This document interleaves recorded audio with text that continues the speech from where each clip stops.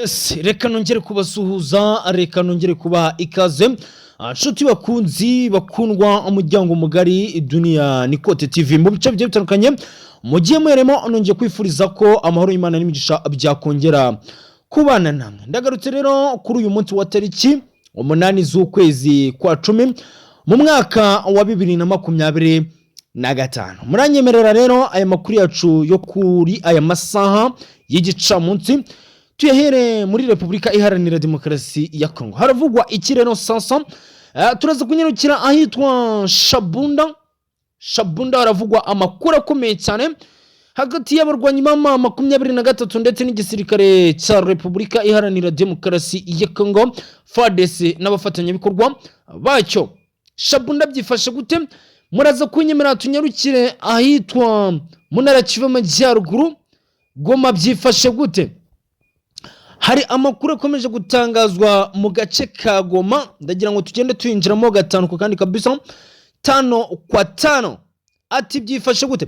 Ni mu gihe kandi turaza kunyarukira mu gace kitwa Gashobwe ubwo indege zazengurutse iki kirere, nyamara biravugwa yuko izi ndege ngo zari zigiye kwivugana uwitwa Moise Katumbi, umwe mu baherwe b'iki gihugu cya Republika Iharanira Demokarasi ya Kongo, akaba n'umunyapolitike rero utavuga rumwe n'ubutegetsi bwa RDC. Ibi nabyo ndagira ngo tugende tubigarukaho gatano kandi nyamuna, dore amakuru aba ari menshi cyane. Urabyumva ko amakuru aba ari menshi cyane. Uwitwa rero Bunyoni yashyizwe mu kato aho afungiwe. Amakuru aturuka mu gihugu cy'u Burundi rero aratangaza ko uyu Bunyoni ari mu mazi abira ndetse ubuzima bwe ko ngo bugeze habi, buri ahaga, buri mu kaga. Turagera tubyinjiramo nkuko rero aya makuru abitangaza. Ariya ni Bunyoni wahoze ari minisitiri w'intebe w'u Burundi, ubu magingo ya biravugwa yuko afungiwe ahantu habi cyane nkuko aya makuru akomeje kugenda aturuka mu gihugu cy'u Burundi. Ibi byose rero tujya kugenda tubiva imuzi n'umuzingo nyamuna.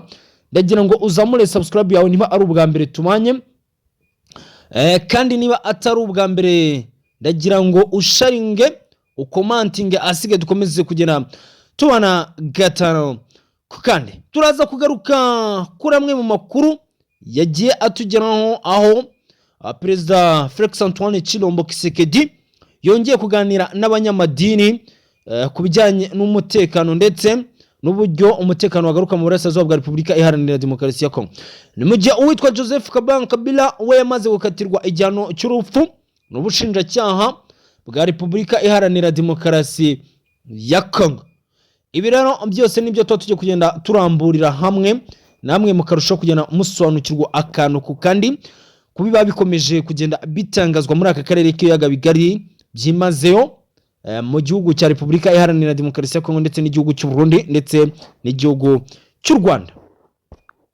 Twihuse cyane rero muranyemerera aya makuru nkuko nabibabwiye tuyahereye ahantu hitwa Shabunda magingo ya rero aka gace kitwa Shabunda haravugwa imirwano, haravugwa icyitwa isibaniro rikomeye cyane hagati y'abarwanyi b'ama 23 ndetse n'igisirikare cya Wazalendo FARDC na FDN. Nkuko amakuru aturuka muri aka gace ka Shabunda abitangaza, biravugwa yuko aka gace magingo ya katari kubarizwa mu maboko y'ama 23 nkuko ibinyamakuru bikomeje kugenda bitangaza aya makuru. Biravugwa yuko rero aka gace ka Shabunda kari kuberamo imirwano gusa magingo ya nuko Wazalendo ikiri kubarizwa muri aka gace ndetse na coalition yayo ndetse na FARDC. Ni mu gihe kandi ngoma 23 nayo iri kubarizwa muri aka gace ka Shabunda. Rero bikaba biri kuvugwa yuko ngo isaha umwe muri bo yaza gusohoka muri aka gace ka Shabunda. Nabwo amakuru akomeje kugenda atangazwa. Hari ibinyamakuru nahoze mbona bivuga yuko Shabunda yamaze kwinjiramo M23, gusa ndagira ngo mbwiye ko izi ari fake news nyamuna. Shabunda magingo ya iracyabarizwamo Wazalendo FARDC ndetse na FDNB, gusa igihari nuko 23 yamaze kwinjira muri aka gace ka Shabunda. Ubu magingo harabarizwamo coalition ya Wazalendo FARDC ndetse na FDNB ndetse na coalition ya 23. Murumva ko ari ibintu bikomeye cyane, n'urugamba rutoroshye ku mande zombi nkuko amakuru aturukayo akomeje kugenda abitangaza. Ni mu gihe kandi societe civile muri aka gace ka Shabunda ikomeje gutangaza ko itewe n'impungenge n'ibyaza kuza kuba ubwo 23 yaza kuba yacakiranye na Wazalendo ndetse n'abafatanyabikorwa ba Wazalendo muri aka gace ka Shabunda. Amaye nka data urumva ko societe civile iba ifite ubwoba, ariko ni nako bimeze. Buriya uko barwana niko umuturage ahaburira ubuzima, ndetse ni nako uburenganzira bw'umuturage bubuzwa. Urumva umuturage nta kuntu atagira impungenge nyamuna, aho inzovu zirwaniye ibyatsi nibyo bihahungabanira. Murumva neza ko rwose ibyaza kubera Shabunda hano biraza gutuma ubuzima bwa benshi bujya mu kaga, kuko ngo coalition zose ziri kugaragaramo hano muri Shabunda. Twese cyane rero reka tunyarukire ahantu hitwa mu mujyi wa Goma Magingwa. Umujyi wa Goma haravugwa ikireno onsanson. Goma haravugwa yuko ngo Wazalendo FDNB na FARDC ngo bari gusatira uyu mujyi wa Goma, umujyi mukuru w'intara ya Kivu Amajyaruguru. Amakuru nkuko tuyakesha zimwe mu mboni biravugwa yuko ngo M23 yatangije icyitwa ubutasi bukomeye cyane muri uyu mujyi wa Goma, kugira ngo harebwe neza ko Wazalendo ndetse na FARDC na FDNB baba bari mu nkengero z'uyu mujyi wa Goma. Iri ni iperereza ryatangiye kuri uyu munsi wa tariki 8 z'ukwezi kwa 10 mu mwaka wa 2025. Ngibi rero byakozwe kugira ngo hakurweho urujijo rukomeje kugaragara ngo mu baturage, aho ngo mu baturage hari kugaragaramo abaturage bitwaje intwaro, gabarwanyi bitwaje intwaro bagahungabanya abaturage. Ni bikomeje kugenda bitangazwa, natwe tukavuga teka tugende tubigarukaho 5 kwa 5 nyamuna murusha kugenda musobanukirwa akantu ku kandi. Ni mu gihe kandi kuri uyu munsi wa tariki 8 z'ukwezi kwa 10 mu mwaka wa 2025, nkuko amakuru tuyakesha ikinyamakuru cyandikira ku butaka bwa Repubulika Iharanira Demokarasi ya Congo, ndetse n'itangazo M23 yashyize hanze, riravuga ko M23 yongeye gushyikiriza u Rwanda abaturage imiryango 108 yiganjemo ngo abaturage 309 bo mu bwoko bw'Abahutu.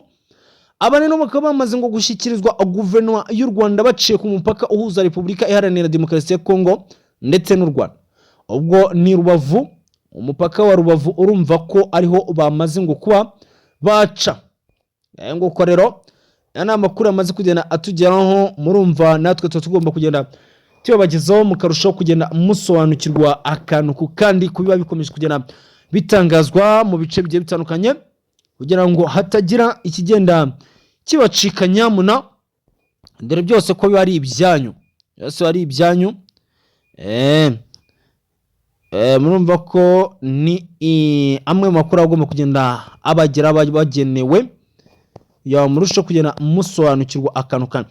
Ayitwa Kashobwe muri Repubulika Iharanira Demokarasi ya Congo, indege z'intambara ndetse indege zikomeye cyane zagaragaye mu kirere cya Kashobwe hejuru y'umunyapolitike witwa Moise Katumbi utavuga rumwe n'ubutegetsi bwa Repubulika Iharanira Demokarasi ya Congo. Izi ndege rero zikaba zagaragaye muri iki kirere, ubwo amakuru atangazwa avuga yuko ngo izi ndege zigamije guhitana uwitwa Moise Katumbi utavuga rumwe n'ubutegetsi bwa Repubulika Iharanira Demokarasi ya Congo. Iby'izi ndege rero nuko ubutegetsi bwa Kinshasa ntacyo bwigize buzitangazaho, ndetse n'igisirikare cya Repubulika Iharanira Demokarasi ya Congo nuko nta kintu na kimwe kigize gitangaza ku bijyanye n'izi ndege zagaragaye mu kirere cya Kashobwe mu mudugudu wa Kashobwe.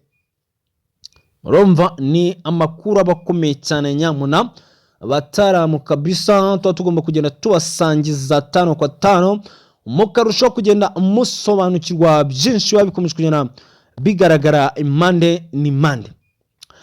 Mu gitondo cyo kuri uyu wa gatatu ku mupaka uhuza u Rwanda na RDC ariwo Rubavu, iyi nkuru nayibabwiye nibwo hagaragaye rero abaturage bari gutaha bavuye muri Repubulika Iharanira Demokarasi ya Kongo. Ni imiryango 106, murana nababwiye 108 Pluton, ni imiryango 106 igizwe n'abahutu 387. Aba rero bagaragaye i Rubavu. M23 ikabivuga ko ari abaturage ngo b'u Rwanda babaga muri Kongo bamaze gushyikirizwa amaboko igihugu cy'u Rwanda. Inga data. Ibi rero ni bimwe babikomeje kugenda bitangazwa nuko ino nkuru nari mbonye rwose natari nayibagejejeho neza, ndavuga ati kangende nyibasangiza 5 kwa 5 kabisa. Reka dusoreze ku nkuru ikomeye cyane mu gihugu cy'u Burundi. Nkuko aya makuru abitangaza mu gihugu cy'u Burundi, haravugwa inkuru ikomeye ndetse ikaba inkuru ibabaje, inkuru y'akababaro. Nimvuga iy'akababaro ni inkuru y'akababaro. Nkuko rero ino nkuru ibitangaza nta kuntu tutayita iy'akababaro, kuko ni inkuru ihonyora ubuzima bw'umunyapolitike witwa Alliani Munyoni. Nkuko rero aya makuru abitangaza, wahoze ari minisitiri Alliani Munyoni, yahoze ari minisitiri w'intebe w'iki gihugu cy'u Burundi. Nkuko rero amakuru yabitangazaga yarafungiwe muri gereza nkuru ya Gitega. Magingo aya amakuru aratangaza ko yimuwe muri gereza yarafungiwemo, akaba yongeye gufungirwa ngo muri gereza ya wenyine, ngo aho uyu Alliani Munyoni bivugwa yuko ngo ubuzima bwe buri mu kaga ngo bitewe n'akazu yafungiwemo, ngo ubwo aherutswe gusurwa ngo yirukanye kwisha munsi y'uburiri bwe. Rero ngo ibingibi bikaba byarafashwe nk'ihungabana rikomeye cyane ryagaragaye kuri uyu munyapolitike Alliani Munyoni. Nkuko rero Pierre Claver Mbonimpa atangaza aya makuru, umuyobozi w'ihuriro ry'abarundi rishinzwe kurengera uburenganzira bwa muntu ndetse n'abafunze hariya mu gihugu cy'u Burundi, yavuze ko nubwo afite ibyo akeneye by'ibanze, ubuzima bwe bw'umutima n'ubwenge buri mu kaga. Ibi ni byatangajwe na Pierre Claver Mbonimpa. Yavuze ko nubwo ngo rwose uriya Alliani Munyoni nubwo afite ngo ibyibanze, ati akeneye ubuzima bwe bw'umutima ndetse n'ubwo bwenge, ngo bitewe yuko ari kugaragaraho ikibazo cy'ihungabana rikomeye cyane. Kuri munsi rero wa tariki 8 z'ukwezi kwa 10 mu mwaka wa 2025 nibwo Felix Antoine Tshilombo Tshisekedi yongeye kuganira na bamwe mu bagize amadini muri Repubulika Iharanira Demokarasi ya Kongo ku kibazo cy'umutekano muke ukomeje kugenda ugaragara muri Repubulika Iharanira Demokarasi ya Kongo. Reka mbashimire rero, reka mbifurize kugumya kugubwa neza, amahoro y'Imana n'imigisha nibikomeze kubana namwe mu mirimo igiye itandukanye mugiye muherere.